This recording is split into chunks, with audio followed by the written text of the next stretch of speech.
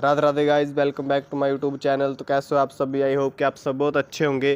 तो दोस्तों, आज की वीडियो में हम श्रीमद् भागवत गीता के नेक्स्ट वाले श्लोक पढ़ेंगे, 29 और 30वां। पिछली वीडियो में हमने 27 और 28 श्लोक पढ़े थे। तो गाइस, हमने बहुत कुछ सीखा था।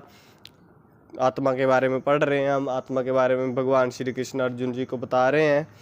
और गाइस, बहुत ही सुंदर संदेश है ये, बहुत ही अच्छे श्लोक है। तो आपने पढ़ने हैं। दूसरा अध्याय चला है हमारा। दूसरे अध्याय के हमने 2 श्लोक पढ़े थे कल। आज हम उससे आगे वाले श्लोक पढ़ेंगे। इस तरह से हम 18 अध्याय कंप्लीट करेंगे इस चैनल पर। तो गाइस, अभी चलते हैं हम श्लोकों की तरफ। इससे पहले हम भगवान श्री विष्णु जी का ध्यान कर लेते हैं हर रोज की तरह।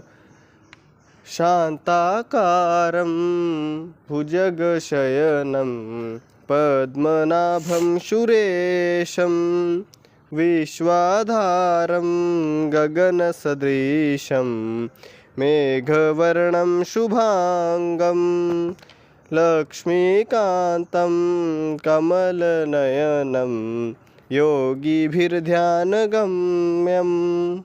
वंदे विष्णुं भवभयहरं सर्वलोकैकनाथं। तो दोस्तों, इसका अर्थ मैंने पहली वीडियो में बताया भी है और बाकी आप इसको समझ भी सकते हो। आज मैं आपको फिर से बता देता हूँ। अर्थात मैं भगवान विष्णु को प्रणाम करता हूँ, जो शांत स्वरूप वाले हैं, शेषनाग पर शयन करते हैं, जिनकी नाभि से कमल प्रकट हुआ है, जो देवताओं के स्वामी है, समस्त विश्व के आधार है, आकाश के समान व्यापक है, मेघ के समान श्याम वर्ण वाले हैं, लक्ष्मीपति है, कमल जैसे नेत्रों वाले हैं, योगियों द्वारा ध्यान में प्राप्त किए जाते हैं और संसार के भय को दूर करने वाले हैं। तो दोस्तों, बहुत ही सुंदर श्लोक है। भगवान श्री विष्णु जी के बारे में बताया गया है इस श्लोक में। इसको आपने डेली सुबह उठ के पढ़ना है और बहुत ही सुंदर श्लोक है। इसको आपने अपने डेली पढ़ना है। तो दोस्तों, अभी चलते हैं हम श्लोकों की तरफ।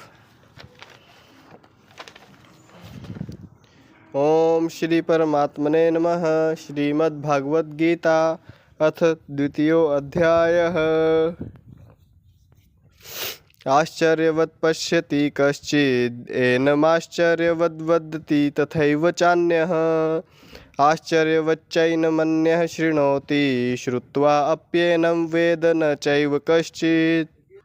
अर्थात कोई आत्मा को आश्चर्य की तरह देखता है, कोई उसके बारे में आश्चर्य की तरह बताता है, कोई उसे आश्चर्य की तरह सुनता है।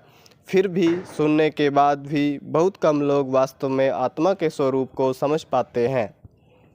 देहि नित्यम अवध्यो अयम देहे सर्वस्य भारत तस्मात् सर्वाणि भूतानि न त्वं शोचितुम् अर्हसि। अर्थात, हे भारत अर्जुन, प्रत्येक शरीर में रहने वाली आत्मा नित्य है और उसका कभी विनाश नहीं हो सकता, इसलिए किसी भी प्राणी के लिए शोक करना उचित नहीं।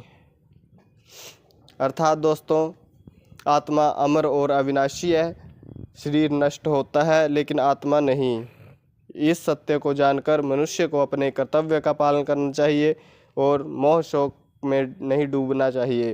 तो दोस्तों, जैसे कि यही मेन बात है, यही सत्य है जीवन का कि शरीर नष्ट हो जाता है लेकिन आत्मा नष्ट नहीं होती है। ये बात अगर कोई मनुष्य समझ ले, अपने जीवन में उतार ले, तो उसके लिए बहुत अच्छा रहेगा। तो गाइस, इसमें शोक करना और मोह करना ये सब कुछ व्यर्थ है।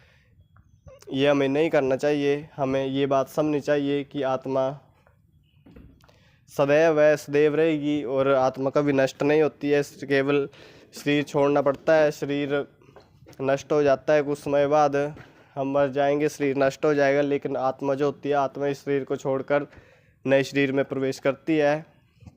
कर्म के हिसाब से, जैसे हमारे कर्म होंगे उन कर्मों के हिसाब से हमारी आत्मा आगे शरीर में जाएगी। तो गाइस, हमें अच्छे कर्म करने चाहिए और हमें किसी का भी बुरा नहीं करना चाहिए। तो यही बातें हमें ध्यान में रख के अपने जीवन को व्यतीत करना चाहिए। तो गाइस, राधे राधे। अभी चलते हैं हम आगे। हम नेक्स्ट वीडियो में अगले वाले श्लोक पढ़ेंगे। तो बाय बाय गाइस।